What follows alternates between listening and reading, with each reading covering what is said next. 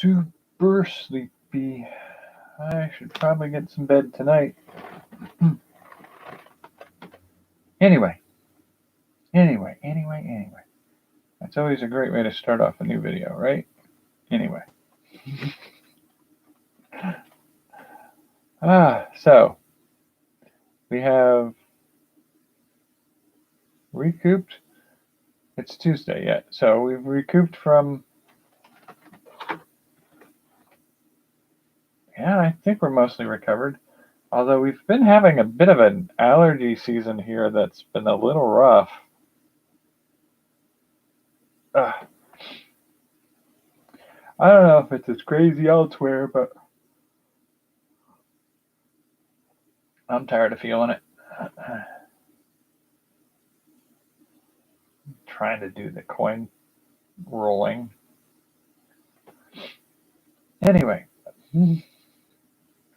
I've been working on trying to get back into the swing of doing some writing. I've had some ideas lately for other writing projects. I think last time one of the things we talked about was doing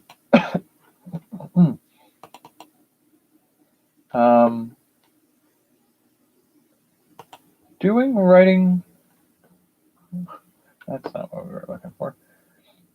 Documents. Doing some writing about future possibilities, like technology in the future. I have to admit I've had some also additional impulses to do some fantasy writing. And there's definitely a part of me where I'm getting ahead of myself. Like what I need to do is just start getting used to writing every day.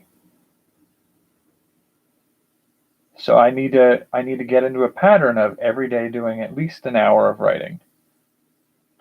I got comments tonight. Yeah, I don't know why it didn't work last time. It was set to public. I didn't change anything since then. But for whatever reason, it wouldn't let anybody comment. And not only wouldn't it let anybody comment, but usually when I have that set up, it's over on the side here. There's a section that says live chat, and then the other side of live chat has ... And then underneath of that, it says, welcome to live chat. Remember to guard your privacy and abide by our community guidelines. Learn more. And a little box text. And then under that would be where any comments or my ability to type in like addresses for websites and stuff would appear. But when I came in last time, it had the live chat top piece with the 3 dots, but nothing else. And at the bottom, there's that little section that has my logo, my name, and then says say something, smiley face, 0-200, and then the arrow to post it. That wasn't there last time. So I went up to the ... and tried to see if I could get it to give me any additional information, like was there a setting I needed to change? And when I clicked that 3 dot button, everything disappeared. The whole section disappeared. So yeah, I couldn't see anything posted in it beforehand, and after it disappeared, it's just a blank wall off to the side of the camera image. I don't know why that did that. It was disconcerting. I'm alive today. Yeah. I did a bunch of things around here today. It was sort of a day off. So I put a lot of work into doing some needed to do things. And here's the thing I'll say. Right now, I feel a little stuffy, slightly dry-eyed, maybe a touch of like a sensitive ear right now, but nothing too bad. But yesterday, it was all I could do to make it through a shift at work. I feel like there's something in the air system at that job that just makes a horrible problem for anybody with even slight environmental sensitivities. I don't know if it's like mold in the air conditioner or what, but like pulling a whole shift in there, I just felt raw and tired and like my lungs hurt the whole dang time. It was brutal. And I'm a little worried that if I go back tomorrow and it's the same, I just might just give up going in. Because I mean, it's painful. It's super painful. And I know the environment has caused some of my coworkers in the past with allergies to have some allergy problems. But I've never really had a substantial issue with it. Except for after a cold or something like that, where I'm more sensitive. But since I've had COVID, um, I definitely feel like I'm chronically more sensitive. I don't know if some of the damage from COVID has given me a little bit of asthma or something like that. But whatever it is, it gets way worse in that work environment.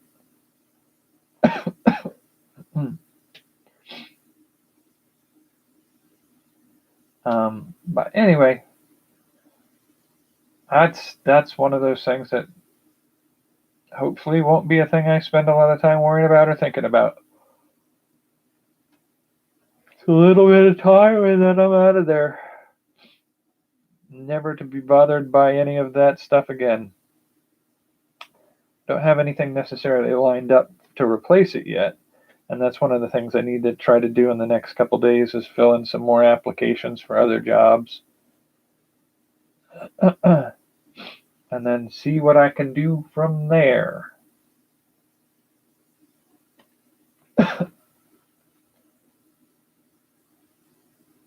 But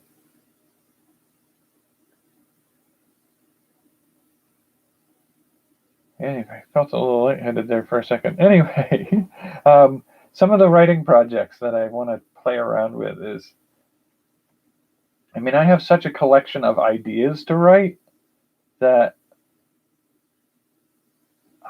I feel like at some point I just need to pull up a master list and start writing. I do have some. What did I have? I had some story ideas years ago. Oh, for pity's sake, that's not what I asked you to do.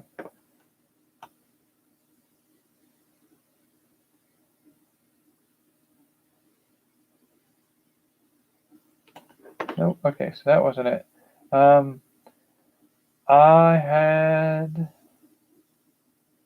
some of it could be fun to pull up some of my old writing.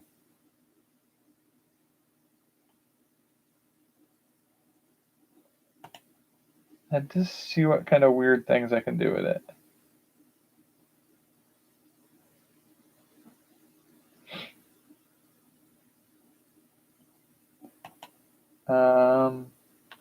So we had, these are all my game design ideas. No. Those are the play button ideas.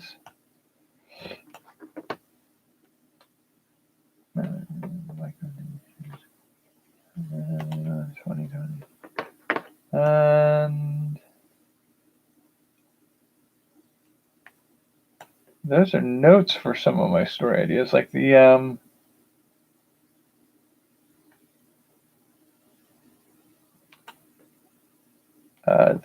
Island of Dr. Moreau superhero story.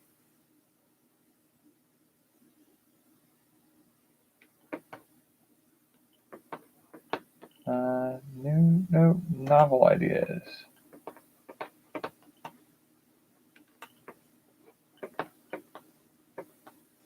Have the villain be like a character from another story.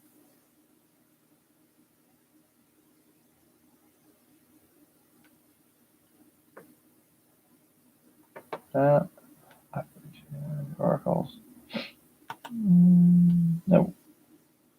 Oh, maybe. That's actually something else I've been doing. As I was playing around with trying to come up with in my big setting of fantasy. I was trying to come up with what would a deck of cards be like, or a deck of tarot cards be like, in that setting. And then I got to thinking, like, well, what about runes or the I Ching? And so I started playing around with coming up with fortune telling and gameplay devices for my setting, which is a weird thing to do, and it's a thing that, you know, it's a certain degree unnecessary, but it's immensely fun, and if used in a game, it can add a fair amount of atmosphere, I guess is the term.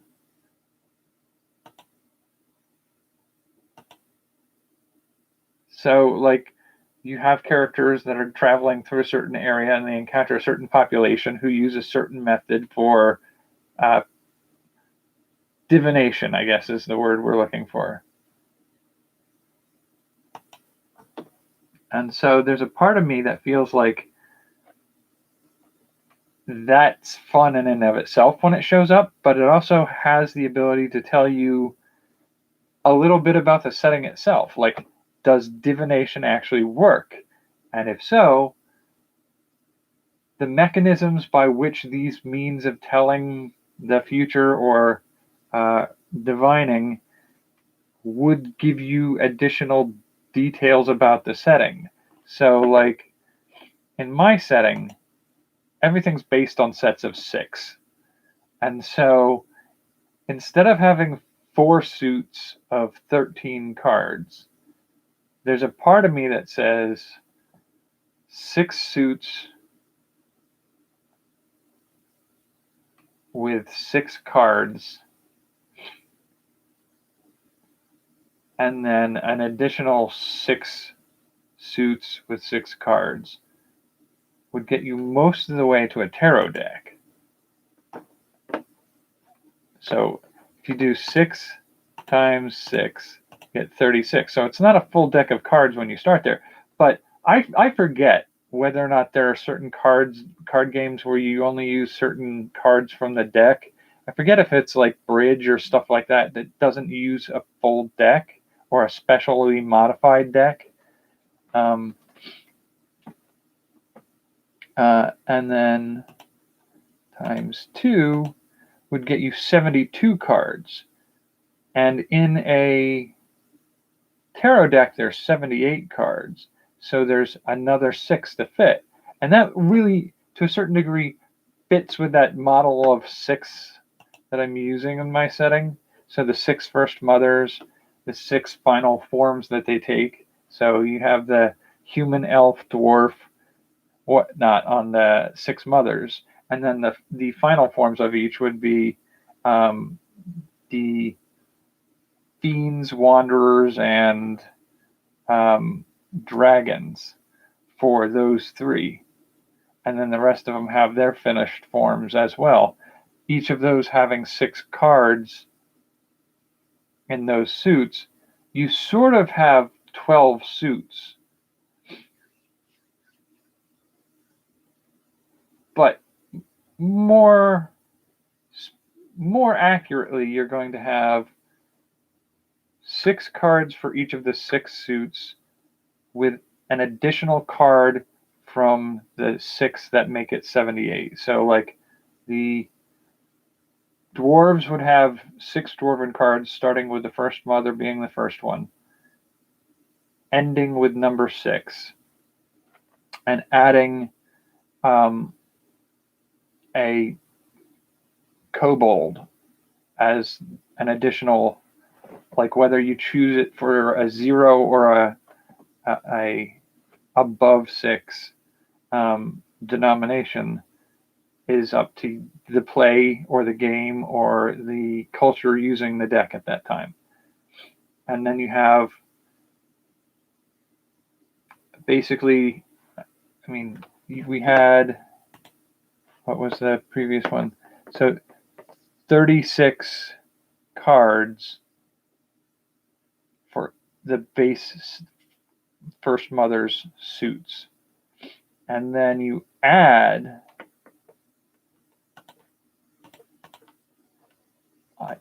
I think 6 more. Yeah, 6 more. Gets you 42 cards, which is much closer to the 52 cards we're used to in an average playing deck, which means the 36 other cards, the Final Form set, can be almost like the Major Arcana, which is usually a 21 or 22 card section of the tarot deck. So it gets very close to being like a tarot deck in that sense. Now, in a tarot deck, you have the traditional 4 suits or some variant on them. You have the 4 suits, whichever way you do it. And so you have, in many cases, the swords, the cups, the staves or wands, and the coins or pentacles. And those 4 suits run from ace, which is 1, all the way up to 10, and then have court cards. Those court cards are usually the page, knight, queen, and king. So there are 4 of them in each suit.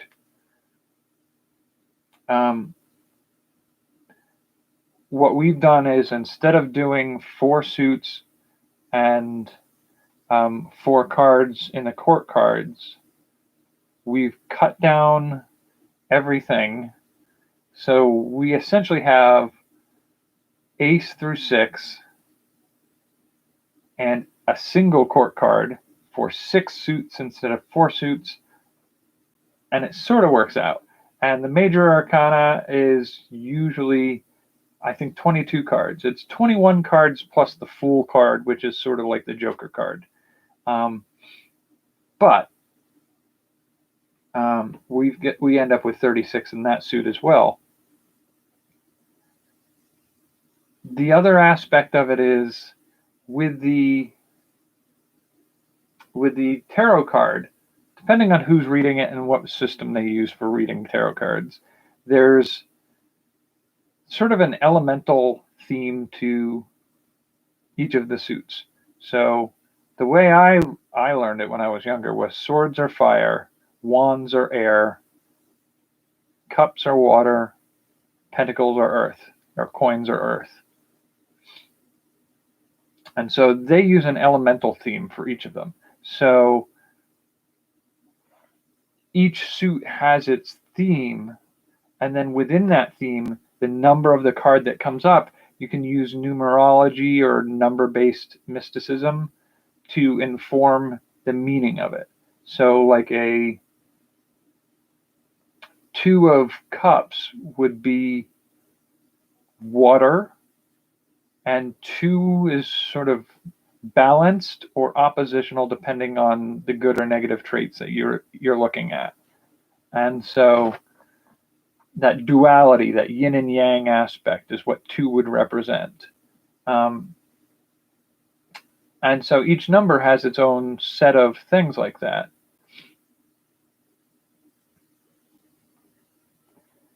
And looking at what that all breaks down to in my setting tells me a whole lot about what I'm going to need each of those things to stand for. First of all, it's not a base 10 system. So 1 through 6 has to meet the numerical mysticism patterns that I'm looking at. And There is an aspect of it that works out neatly in the fact that we have 1 through 6 as the base set of cards, and then in my setting, everything is usually built around the idea of the 6 first mothers. But there's that hidden 7th aspect, that the world that this all takes place in is within a 7th first mother. So each one of the first mothers is a world unto herself, and you can travel. They're the afterlife. You die, you travel to another place where you are within one of the first mothers and can be reborn back into your environment at some point. So each one of those worlds that you go to is a heaven or a hell or just another world. So it's the superhero world, the a zombie apocalypse world, the serpent people world. So all those options are worlds that you can travel to. But the world that is the central world, the world where you start out in and the stories take place in, before you die and go into another world and have to work your way back towards the world that you came from, that central world itself is a world within a first mother. It's the secret 7th first mother. And that secret 7th, is a theme that I want to and sort of need to sew into the rest of the setting. And so when events like this are happening, there's, little clues throughout the world that you're going to encounter, but you won't notice them for what they are until other pieces of that puzzle click into place, and then you go, oh, that's what that is. So when I have something like the idea of the 6 first mothers as the ace of each of the 6 suits that we have, and then to have that alternative major arcana where each one of those is a one of 6 sets. Those aspects can be portrayed by most as these are the first mothers and these are aspects of the world we live in. Only later, when you have pieces of information that you uncover, does it reveal the additional pattern hidden within that layer. And so we have these 6 and these 6, and then we have that middle 6 of that fill-in 0 or court card. And those court cards would be perfect for the Fool's suit, and to a certain degree that serves as a 7th suit if run that way, instead of treating them as individual cards added to each of the 6 suits. Treat them as a suit of their own, and they become a 7th suit. And I feel like we could probably use the middle ground hybrid races. So like dwarves and dragons are opposite ends of the spectrum on what was that, Mira or Lumia? Lumia was the dwarves. So the first mother is Lumia, and she's a dwarf when she first emerges in the universe. And when she reaches her ultimate power form for conflict or whatever, where she evolves like a werewolf kind of thing, that new form is the form of a dragon. So she's a dwarf, then she becomes a dragon. And that's partly inspired by the mythology of, what was his name? I just had it a little while ago. It's not Fenris, it's not Grendel, it's... Oh, I just had it in my head and I blathered past it. What's the story of Fafnir? Fafnir. There's a famous Norse legend of a dwarf called Fafnir who dies, gets brought back, and becomes so possessed by greed for the gold of his family's fortune that he murders some of his own family, and that sort of greed and murder takes root in his heart and turns him into a dragon. And so he becomes a dragon.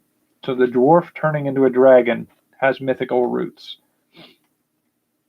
But in my case, Lumia, the first mother of the dwarves, that is her power form. It's like I'm trying to think what's the like Shazam, like Captain Marvel Shazam.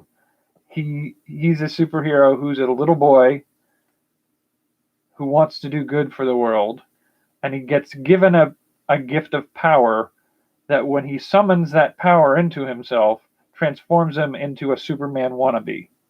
And that powered character is his superhero identity.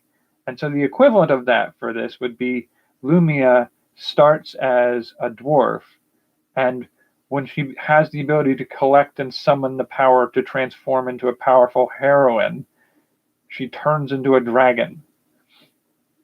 And each of the first mothers has a form that they can do that to. But the 6 cards for Lumia are just going to be exploring a 6-fold numerical mysticism. And each one of the first mothers, Lumia, Sira, Orta, they're each going to have a 6-card stack. But they're also going to have another 6-card stack on the other side, which would be their dragon form, their sea serpent form, I guess would be the term for it, and so on. Each one of them has their superhero form, their superheroine form, and each one of those forms has a 6-card set also. And then that brings us to 72. But right down the middle between the two of them, in the setting that we have, Lumia goes from dwarf to dragon, but in the setting there's dwarves, kobolds, which are small reptilian dragonoid characters. I actually call them something else. Bogans is the term I use. And then dragons. So there's a midline between them, which is sort of where some of that crossover comes from. So that each first mother has a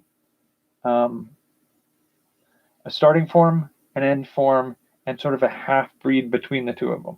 So the elves would be the elves, and the wanderers is the finished form. They are essentially the genasi, the half genies from the Dungeons and Dragons setting. And in the middle are the drow, sort of, that I use. And these drow are much more like dryads and nymphs. Humans have humans, and I'm calling them fiends for now. I think I came up with another name. I hope I took a note of it somewhere that didn't get deleted at one point. But so humans, fiends, and in the middle is Holderfolk, which is a Norse mythology aspect too. I think it's Swedish actually. And then the gnomes have gnomes to harpies, and in the middle are sprites. And so each one of them has that end point, but there's that right down the middle, there's that sort of right between them race.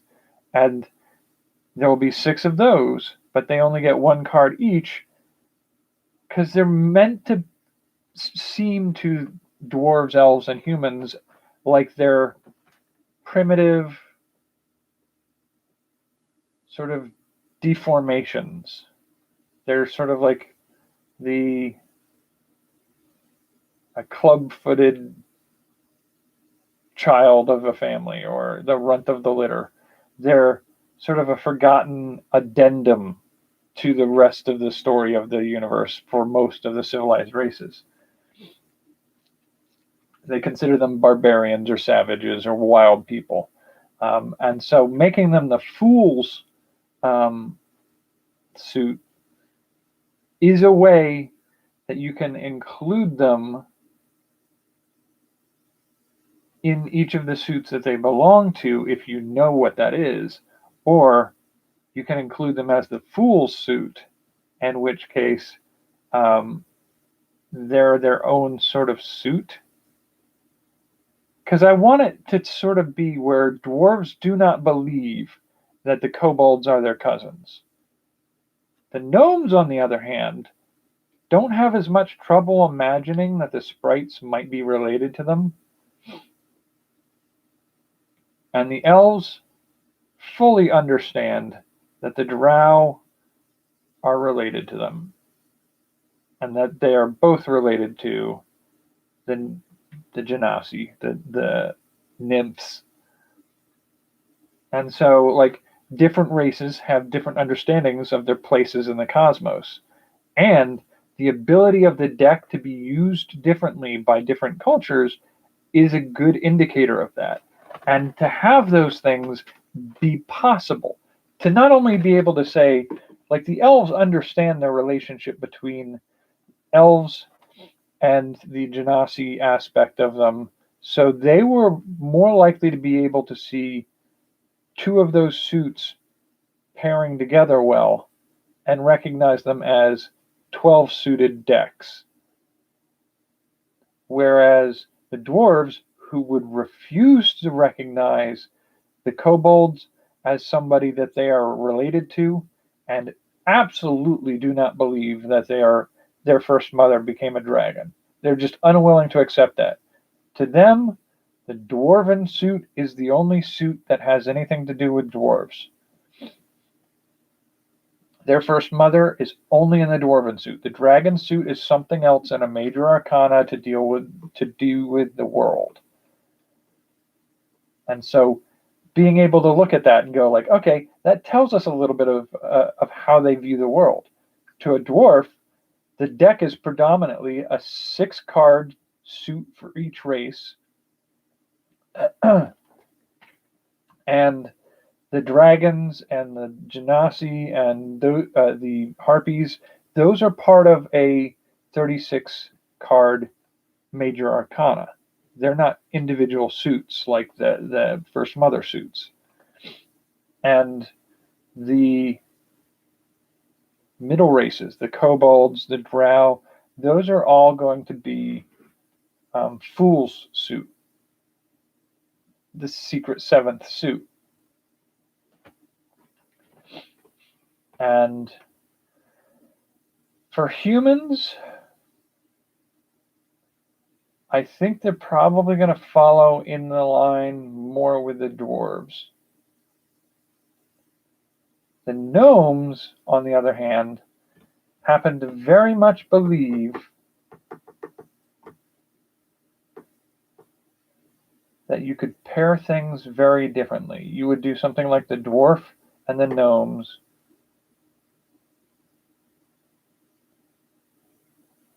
as the small people, and then you would pair the sprites with the elves, and so on and so forth, repairing them differently as you go down the sets.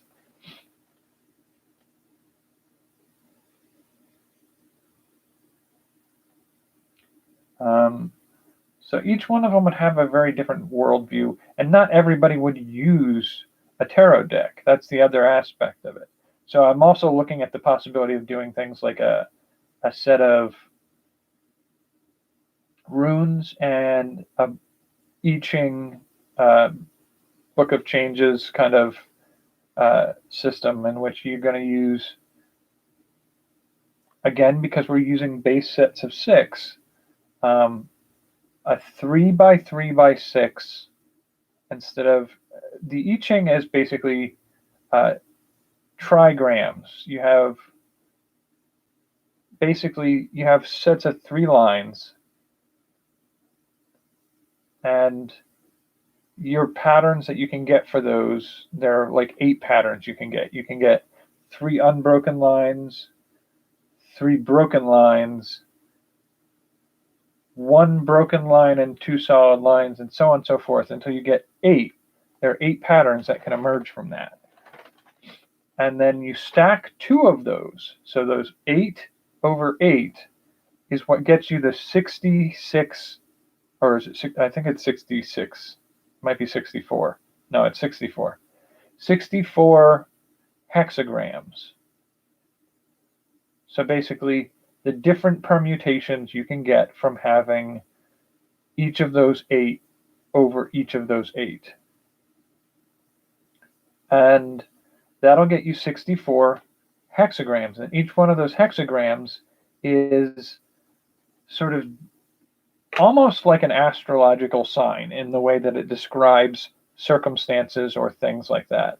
And so that, to me, like, in my mind, I feel like it needs to be 6, 3, and 3. And you build that sort of setup in such a way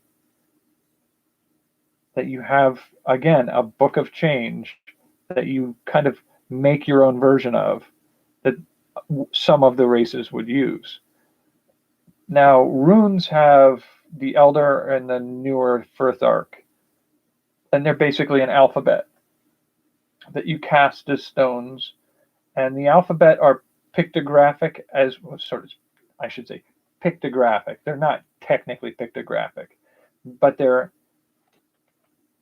ideological symbols. So not only do they represent individual letters, but the letter Kenza, which is just like a greater than or less than sign, is a symbol that can be creativity, ignition, or fire, or something to those effects. And so essentially, like, it's a spark. It's a spark of genius, a spark of fire, it's a spark of heat, and a spark of light. I mean, it has aspects all throughout that meaning. And so if you take that idea that it's the letter K, but it also represents each of those aspects, when you cast them out on the ground, you read them for their meaning, and you can bind runes with them. I mean, this is not a lesson on runes, but there's a lot to them that you can play around with. And so creating a whole new system for a game universe or a story setting, it's not necessary, so to speak, but it is fun for me. And so it's one of the things I've been doing. But going back to the tarot card deck, if we're going to have each of the first mothers with a set of 6, then the number system we're using for that is 6 based. And so we're going to have to depart from the number 10 base that we're used to seeing in that kind of context. I'm struggling a little bit with it, but one of the things that came to my mind was there's an old Counting Crows song. 1 for sorrow, 2 for joy, 3 for a girl, 4 for a boy, 5 for silver, 6 for gold, 7 for a secret never to be told. And that's based off an old nursery rhyme that used the idea of seeing flying crows or ravens as a sign and being able to interpret what the sign means by understanding how many you saw. So if you saw 2 2 crows. Then it's joy. 1 for sorrow, 2 for joy. But I believe the older rhyme is slightly different. I believe it's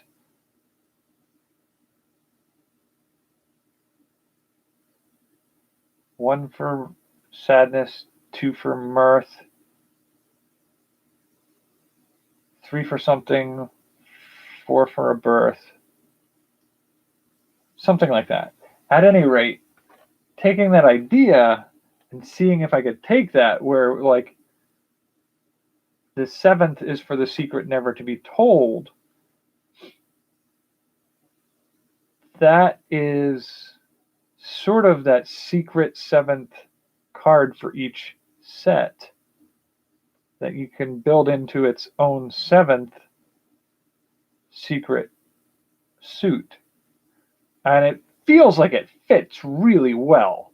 I don't know that I feel like I fit with the silver and gold, and I'm not sure I'm there for a boy or a girl. So I mean, we're really just back down to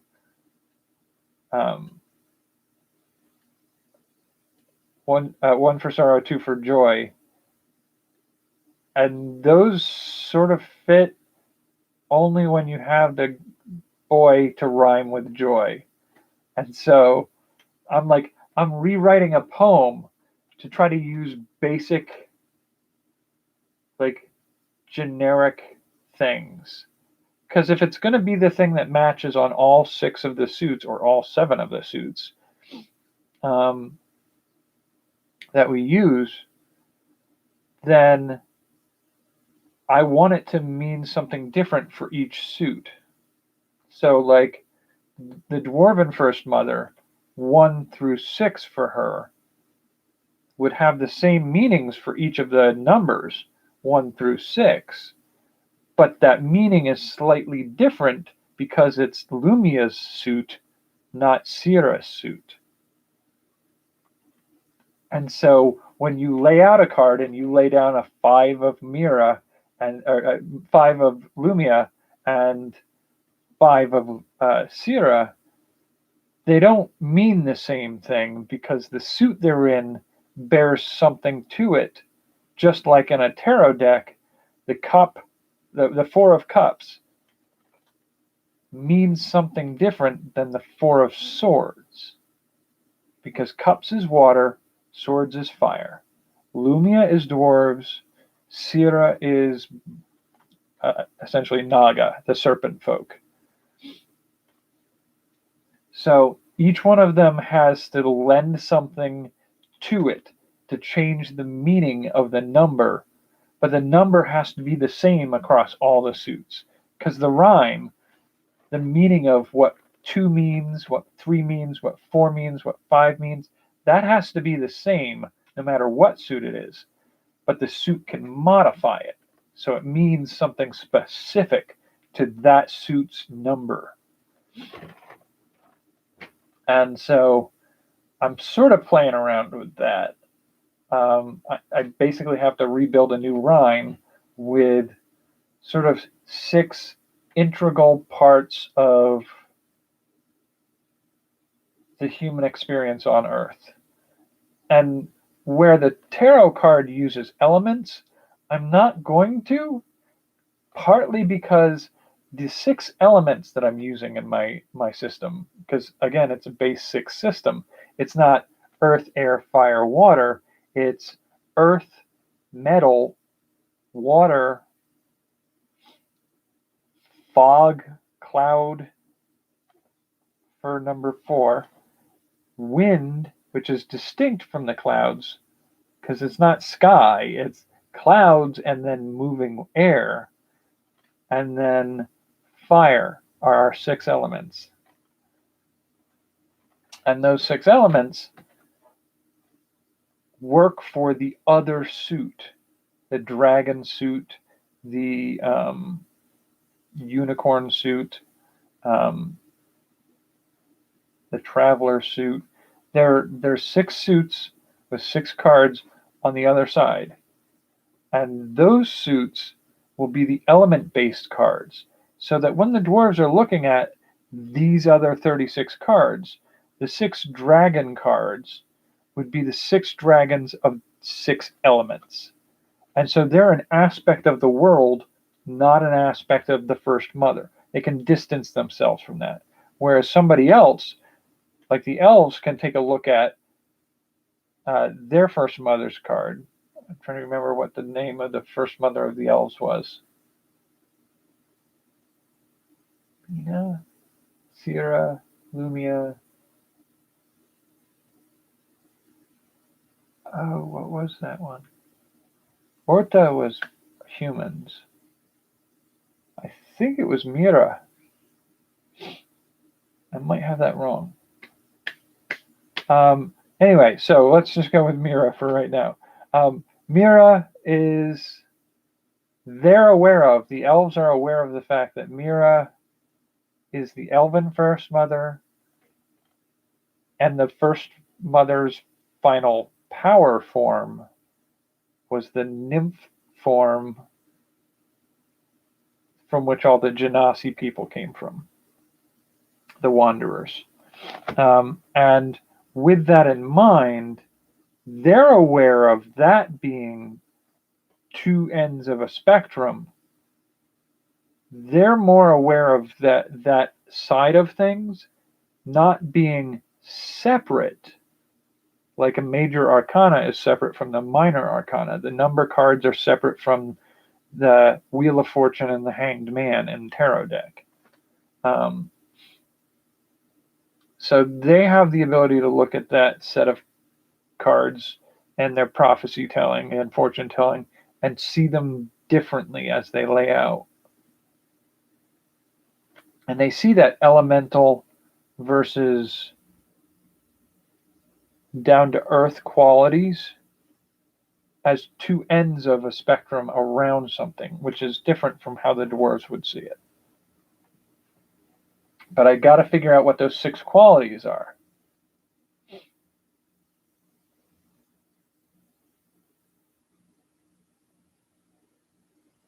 And that those qualities have to be laid out in a frame of mind, in a frame of reference that builds a rhyme, like the Counting Crows rhyme.